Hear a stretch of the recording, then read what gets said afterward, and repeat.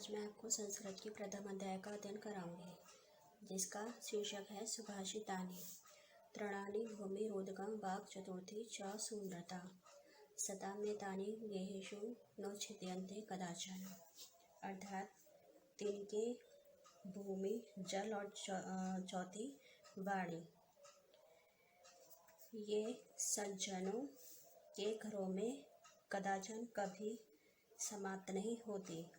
अर्थात इन वस्तुओं से भी अतिथि सत्कार करते हैं।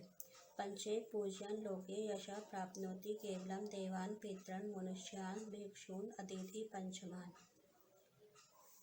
इस श्लोक में देवताओं, पितरों, मनुष्यों, भिक्षुओं तथा अतिथियों, पंचेव इन पांचों की पूजन पूजा करते हुए यश की प्राप्ति हो सकती है। अर्थात इनका सम्मान करने से ही यश की प्राप्ति हो सकती है, अन्यथा नहीं। तीसरा श्लोक है हमारा। साधूनां दर्शनं पुण्यं तीर्थभूता ही साधवा कालेन फलते तीर्थ सदय साधु समागमा। साधुओं के दर्शन से पुण्य प्राप्त होता है, क्योंकि संत साक्षात क्या होते हैं? तीर्थ के समान होते हैं। कालेन फलते तीर्थ है, क्योंकि वे साक्षात तीर्थ के समान होते हैं। सदैव साधु समागमा। तीर्थ का फल तो केवल एक निश्चित समय पर के पश्चात प्राप्त होता है, किंतु संतों के दर्शन की संगति का फल तो तुरंत प्राप्त हो जाता है। अर्थात वे सदुपदेश से हमारे जीवन को प्रकाशित कर देते हैं। मात्रवत् परदारेषु परद्रव्येषु लोष्टवत् आत्मवत् सर्वभूतेषु यः पश्यति स पंडिता।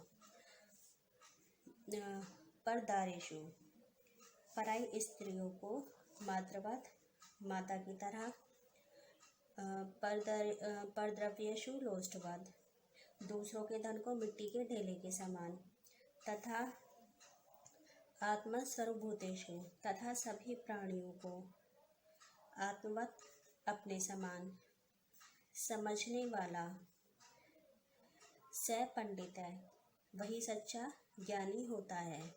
अर्थात पराई स्त्री को माता की तरह, दूसरे के धन को मिट्टी के ढेले के समान, सभी प्राणियों को अपने समान जो समझता है वह सच्चा ज्ञानी होता है।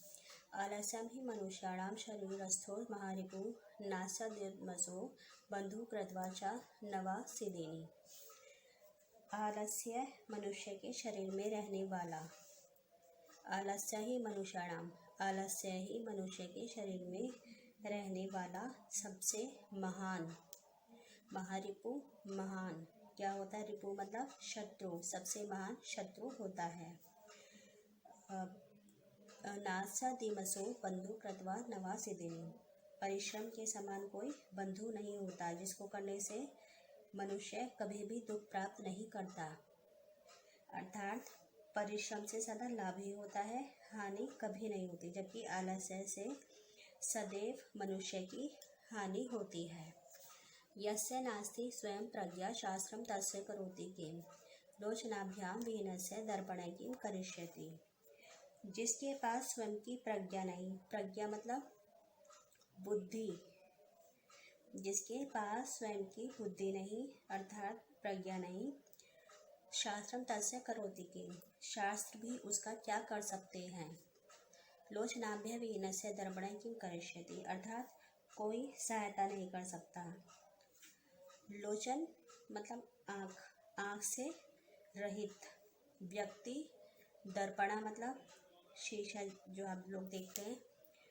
जो आँख से रहित व्यक्ति है वह दर्पण, उसकी दर्पण भी क्या सहायता कर सकता है।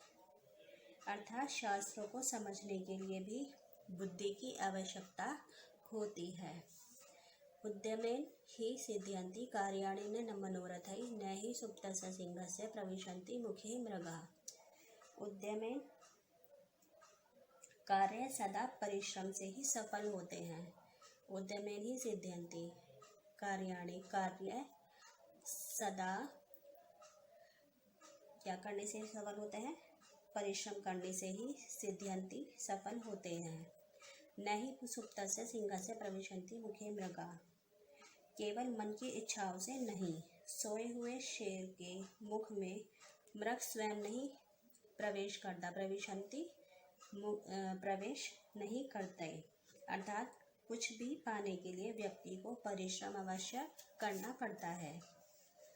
दुर्जना परिहर्तव्या विद्यालंकारो अपि सन मणिना भूषिता सर्पे कीमसौ न भयंकर है।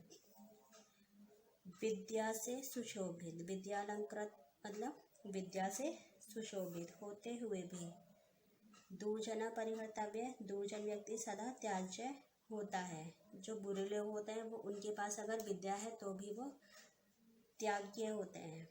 ठीक है। अर्थात मणिना भूषित है सर्पे कीमसौ न भयंकर है। अर्थात वह संगति करने के योग्य नहीं होता। जैसे मणिना, मणि से सुसज्जित होते हुए भी सर्प, सर्प मतलब सांप, क्या भयंकर नहीं होता।